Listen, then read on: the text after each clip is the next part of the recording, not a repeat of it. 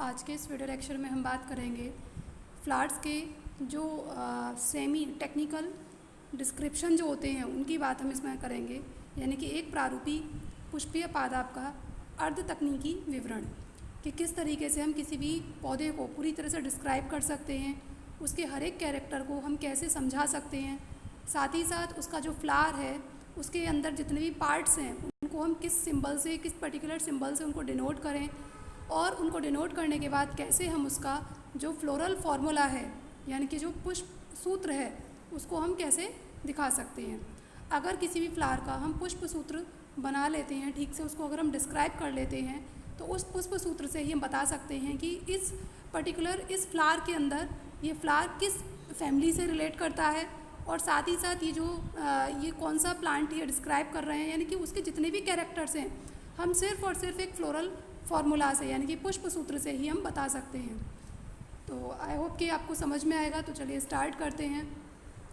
अब देखिए, हमने लास्ट वीडियो लेक्चर में आपको समझाया था उसके जो प्लांट होता है उस प्लांट को प्लांट्स के जितने भी उसके पार्ट्स होते हैं वो हमने आपको समझा दिए, किस तरीके से वो डिवाइड होता है उसके बारे में बता दिया। साथ ही साथ हमने आपको फ्लावर भी समझा दिया, पुष्प क्रम भी बता दिया है। अब ये आपके लिए समझना बहुत इजी है। और लास्ट वीडियो लेक्चर में हमने आपको ये भी बताया कि जो फ्लावर है वो 4 पार्ट्स में डिवाइड होता है, यानी कि जो पुष्प है वो 4 भागों में विभाजित होता है।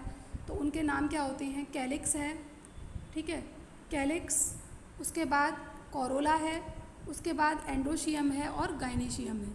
तो ये जो चारों पार्ट्स हैं, इन चारों पार्ट्स को हम किससे डिनोट करते हैं? एक सिंबल से डिनोट करते हैं। जैसे कि के को अगर हमें दिखाना है, कैलिक्स को अगर हमें दिखाना है तो कैलिक्स को हम किससे डिनोट करेंगे? कैलिक्स को डिनोट करेंगे हम के से। और अगर ये कैलिक्स 5 हैं तो यहाँ पर हम 5 लिख देंगे। और अगर ये कैलिक्स जो पांचों कैलिक्स जो हैं वो एक दूसरे के साथ कनेक्टेड हैं, कैलिक्स अगर जुड़े हुए हैं तो इस तरीके से हम इस पर ब्रैकेट लगा देंगे। और अगर ये कैलिक्स फ्री हैं तो यहाँ से ब्रैकेट हटा देंगे, ठीक है। इसी तरीके से जो कोरोला है उसको भी हम किससे डिनोट करेंगे? उसको हम सी से डिनोट करते हैं। अगर कोरोला यानी कि जो पेटल्स हैं उसमें नंबर अगर 5 है तो यहाँ पर 5 लगा देंगे, और अगर वो जुड़े हुए हैं तो इस तरीके से ब्रैकेट लगा देंगे उसके चारों तरफ। साथ ही साथ अगर फ्लावर एक्टिनोमॉर्फिक है, एक्टिनोमॉर्फिक अगर उसको हम किसी भी प्लेन से अगर हम उसे काटें और उसके बराबर पार्ट्स अगर हमें मिल रहे हैं तो ऐसे फ्लावर को क्या बोलते हैं? एक्टिनोमॉर्फिक। एक्टिनोमॉर्फिक कहते हैं। तो इसके लिए हम किससे डिनोट करेंगे? एक्टिनोमॉर्फिक फ्लावर अगर है तो उसको हम डिनोट करते हैं इस तरीके से, सर्किल बनाएंगे और उसके बीच में प्लस का सिंबल लगा देंगे। तो ये बताएगा कि जो फ्लावर है वो कैसा है? एक्टिनोमॉर्फिक है। और अगर फ्लावर जाइगोमॉर्फिक है, जाइगोमॉर्फिक अगर हम उसे किसी भी प्लेन से अगर हम काटते हैं और उसके बराबर जो पार्ट्स हैं वो नहीं होते हैं, सिर्फ 2 ही इक्वल पार्ट्स अगर उसके होते हैं तो उसको हम कहते हैं जाइगोमॉर्फिक, और उसको हम परसेंटेज के जो सिंबल होता है उससे डिनोट करते हैं। इसके अलावा जो एंड्रोशियम होता है उसको हम ए से डिनोट करते हैं। और अगर एंड्रोशियम में सेपल्स का नंबर अगर 5 है तो यहाँ पर इस तरीके से 5 लिख देंगे। अगर 2 है तो 2 लिख देंगे, 3 है तो 3 लिख देंगे, इस तरीके से। तो ये हो गया एंड्रोशियम, यानी कि ये जो, और एंड्रोशियम क्या होता है? मेल पार्ट होता है, आपको पता है फ्लावर का। इसके बाद गाइनेशियम की अगर हम बात करें, गाइनेशियम के अंदर क्या आती है? स्टिग्मा, स्टाइल और ओवरी, यानी कि 3 पार्ट्स में गाइनेशियम डिवाइड होता है। तो ओवरी, अगर किसी फ्लावर के अंदर ओवरी सुपीरियर है तो वहाँ पर हम इसको इस तरीके से यहाँ पर एक लाइन कर देंगे। और अगर ये ओवरी इन्फीरियर है यानी कि नीचे की तरफ है तो यहाँ पर ऊपर की तरफ लाइन करेंगे।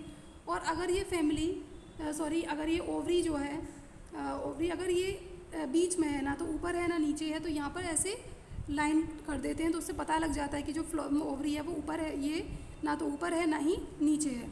अगर किसी फ्लावर के अंदर ब्रैकेट हैं तो अगर किसी फ्लावर में ब्रैकेट हैं तो उसको BR से डिनोट करेंगे। ब्रैकेट क्या होती हैं? फ्लावर को नीचे की तरफ उसको कवर अप करके रखती हैं, प्रोटेक्ट करने का काम करती हैं, उन्हें कहते हैं ब्रैकेट। और अगर ये उस फ्लावर के अंदर प्रेजेंट है तो उसे हम ब्रैक्टिएट कहेंगे। मेल के लिए जो सिंबल यूज़ करते हैं, इसमें अगर कोई मेल फ्लावर है तो उसके लिए हम ये वाला सिंबल यूज़ करेंगे। अगर फीमेल फ्लावर है तो वहाँ पर ये वाला सिंबल यूज़ करेंगे। अगर दोनों फ्लावर कंफ्यूज हैं, मेल और फीमेल, तब हम ये वाला सिंबल यूज़ करते हैं और इसको हम कहते हैं हर्माफ्रोडाइट। इसका मतलब क्या है कि सेक्सेस आर फ्यूज, यानी कि जो सेक्सेस हैं ये जो मतलब एक ही फ्लावर में मेल और फीमेल दोनों पार्ट्स प्रेजेंट है, तो उसके लिए हम ये वाला जो चिन्ह है इसको यूज़ करेंगे। इसके अलावा अगर किसी फ्लावर में कैलिक्स और कोरोला दोनों को क्लियरली हम रिकॉग्नाइज़ नहीं कर पा रहे हैं, कैलिक्स कोरोला के साथ इतने ज़्यादा फ्यूज़ हैं कि हम उन्हें देखकर नहीं बता पा रहे हैं कि कौन इसमें कैलिक्स है और कौन इसमें कोरोला है। तो इसके लिए हम पेरियंथ है ना, उनको पेरियंथ से यूज़ बताते हैं, उनको दिखाते हैं, पेरियंथ कहेंगे हम उनको। और इसकी जो एक यूनिट होती है उसको हम क्या बोलते हैं, टेपल्स कहते हैं। ठीक है, जैसे कैलिक्स की एक यूनिट को हम क्या कह रहे थे, सेपल्स कह रहे थे, यानी कि उसको वाह्य दल कह रहे थे। वैसे ही और ऐसे ही कोरोला की एक यूनिट को हम क्या कह रहे थे, दल कह रहे थे। वैसे ही जो पेरियंथ होते हैं उनकी एक यूनिट को हम क्या बोलते हैं, उसकी एक यूनिट को टेपल्स कहते हैं और उसे पी से डिनोट करते हैं। ठीक है, अब इसमें जितने भी इंपॉर्टेंट चीज़ें हैं वो सब मैंने आपको बता दी हैं। अब इसके बाद हम बात करेंगे इसमें फैबेसी फैमिली आपके सिलेबस में नहीं है इस साल, इसकी जगह पर अब आ गई है यहाँ पर सोलेनेसी फैमिली है, तो उसकी बात हम इसमें करेंगे, सोलेनेसी फैमिली समझाएंगे। तो ये तो हमने आपको बता दिया कि किस तरीके से हम प्लांट के जो पर्टिकुलर फ्लावर होता है, प्लांट का कोई फ्लावर होता है, उसके सिंबल्स को हम, उसमें जो आने वाले जितने भी पार्ट्स हैं उन पार्ट्स को हम किस सिंबल से डिनोट करते हैं। और जब हमें सिंबल पता होंगे तो हम उसका फ्लोरल फार्मूला बना लेंगे, और फ्लोरल फार्मूला अगर आपको आता है तो हम पूरे के पूरे फ्लावर को और उसके प्लांट को डिस्क्राइब कर सकते हैं सिर्फ एक फार्मूले से। तो इसलिए मैंने आपको ये सारे सिंबल आपको बताए हैं। अब बात करेंगे हम सोलेनेसी फैमिली की। सोलेनेसी फैमिली, ये तो सोलेनेसी फैमिली की बात करेंगे तो इसके अंदर जो सोलेनेसी फैमिली है इसमें ज़्यादातर जितनी भी सब्जियों वाली जिसमें सब्जियां ज़्यादा आती हैं वो वाले प्लांट सब इस सोलेनेसी फैमिली के अंदर रख दिए गए हैं। जैसे कि बैंगन है, टमाटर है, मिर्च है, आलू है, ये इस टाइप जितने मतलब ज़्यादातर जो सब्जियां यूज़ की जाती हैं, है ना, ज़्यादातर जो इसमें यूज़ की जाती हैं, तो वो सारी सब्जियां, हायर सब्जियां जो हैं, जो मतलब ऑलमोस्ट लोग ने ज़्यादा पसंद करते हैं, तो वो सब इस सोलेनेसी फैमिली के अंदर आती हैं। तो इसीलिए ये जो सोलेनेसी फैमिली है वो एक बड़ा कुल है ये। अब देखो आपके दिमाग में क्वेश्चन आ रहा हो फैमिली क्या होती है, कि मतलब देखो फैमिली क्या होगी कि जिसके ऐसे प्लांट्स जिनके अंदर कैरेक्टर्स एक जैसे हैं, एक जैसे कैरेक्टर्स वाले प्लांट्स को उठाकर एक ग्रुप में रख दिया, है ना। उनको एक ग्रुप में रखने के बाद हमने उसको नाम दे दिया फैमिली, कि ये जो है कि यहाँ पर जैसे सब्जियाँ हमने ऑलमोस्ट किसके अंदर रखी हैं, सोलेनेसी फैमिली के अंदर रखी हैं, तो वो उनके अंदर कुछ ना कुछ कैरेक्टर्स एक जैसे थे, उनका एक ग्रुप बन गया और उस ग्रुप को उठा के हमने एक जगह कर दिया और नाम दे दिया उसको सोलेनेसी फैमिली। ऐसे ही फैबेसी फैमिली, ऐसे ही पैपिलियोनेसी फैमिली। ठीक है, काफ़ी सारी फैमिली होती हैं, बट आपके सिलेबस में इस साल केवल सोलेनेसी फैमिली है। तो ये कैसी है, एक बड़ा कुल है। साथ ही साथ इसमें ये इसको किस नाम से और जाना जाता है, प्राय इसे आलू कुल भी कहा जाता है, क्योंकि आलू ज़्यादा फेमस होता है, तो इसीलिए इसको आलू कुल भी कहा जाता है। और आलू को बॉटनी में बोलते हैं, बॉटनी की लैंग्वेज में इसका नाम होता है सोलेनम ट्यूबेरोसम। ठीक है, अब नेक्स्ट है इसमें कि ये कैसे होते हैं, उष्ण कटिबंधीय होते हैं और साथ ही साथ उपोष्ण तथा शीतोष्ण में फैले रहते हैं। ठीक, इसके अलावा इसके जो लक्षण होते हैं वो कैसे होते हैं, ये जो इसका पौधा होगा वो कैसा होता है, इसके पौधे प्राय शाकीय, झाड़ीय और छोटे वृक्ष वाले होते हैं। शाकीय पौधे आप समझ ही रहे होंगे, जो हमेशा एवरग्रीन रहते हैं, और घास जैसे जो होते हैं उन्हें कहते हैं कि इस फैमिली के अंदर आने वाले पौधे कैसे होते हैं, शाकीय भी हो सकते हैं, झाड़ियाँ भी इनमें हो सकती हैं। झाड़ियाँ यानी कि जैसे ऐसे प्लांट्स जिनमें कांटे होते हैं उन्हें कहते हैं झाड़ी। और ये छोटे वृक्ष वाले भी हो सकते हैं, यानी कि इनका जो पौधे का कद है वो छोटा भी हो सकता है। ठीक है, इनका तना कैसा होता है, काष्ठीय होता है। शाकीय भी हो सकता है, यानी कि हमेशा जो हरा हरा सा रहता है उसे कहते हैं काष्ठीय, जो मतलब थोड़ा सा मैच्योर होने के बाद ब्राउन कलर में कन्वर्ट हो जाता है उसे कहते हैं वायवीय, यानी कि इनकी जो स्टेम जो होता है वो थोड़ा सा फिस्ट्यूल हो सकता है, उसमें एयर चैम्बर हो सकते हैं, उसे बोलते हैं वायवीय। ठीक है, इसके बाद सीधा यानी कि इरेक्ट रहता है, इसका जो स्टेम होता है वो सीधा खड़ा रहता है।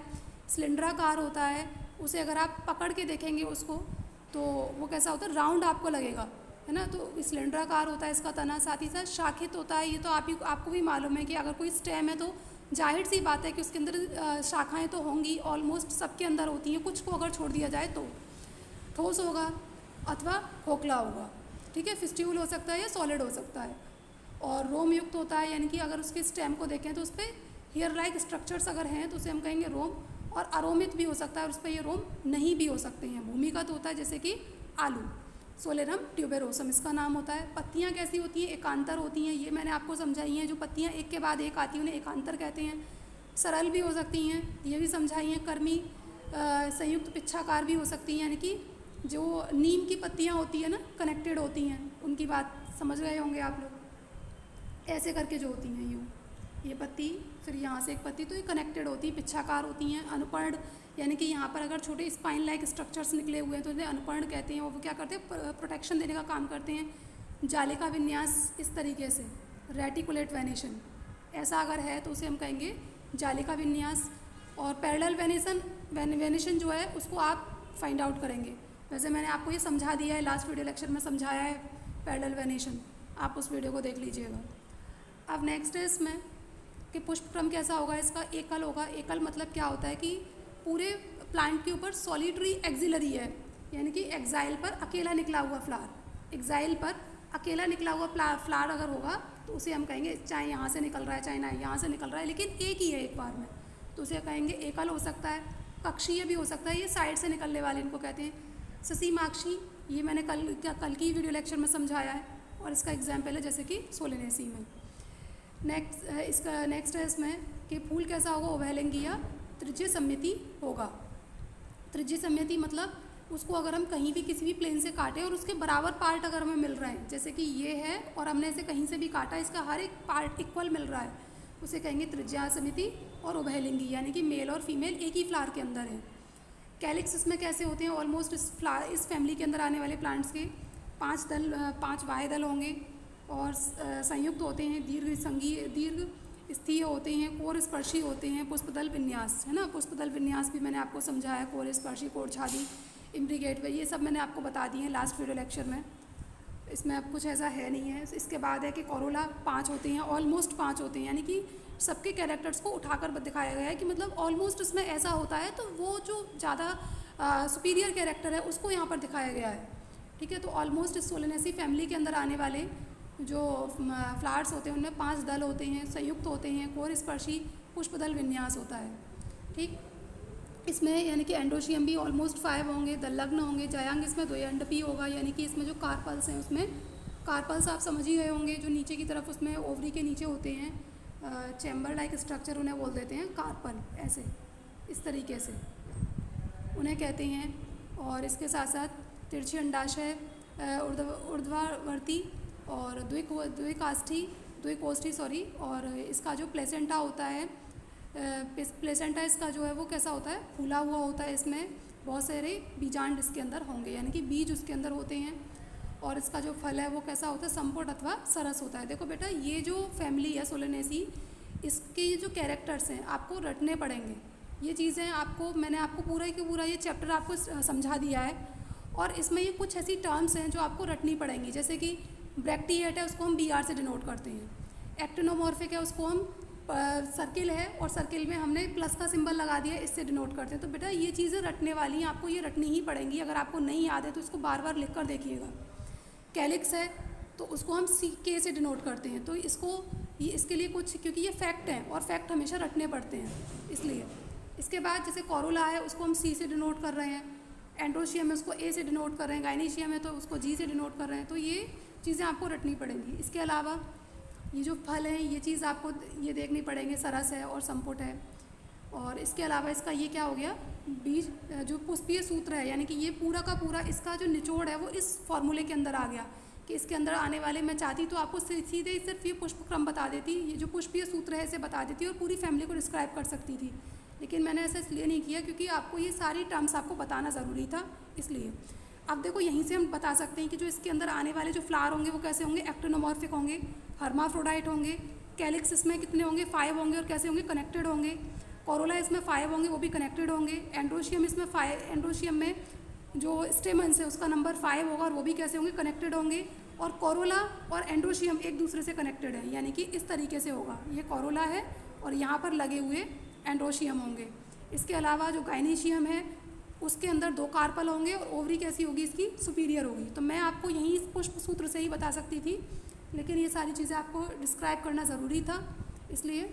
और इस वीडियो लेक्चर को आप बार बार देखिएगा क्योंकि ये एक बार में आपको ये चीज़ नहीं क्लियर हो पाएगी, आप नए हैं इसमें। और आज के इस वीडियो लेक्चर को हम यहीं पर स्टॉप करेंगे और इसमें जितनी भी जितने भी इसके टॉपिक इंपॉर्टेंट थे वो सब मैंने आपको समझा दिए हैं। नेक्स्ट वीडियो लेक्चर में हम नेक्स्ट चैप्टर स्टार्ट करेंगे। Thank you students.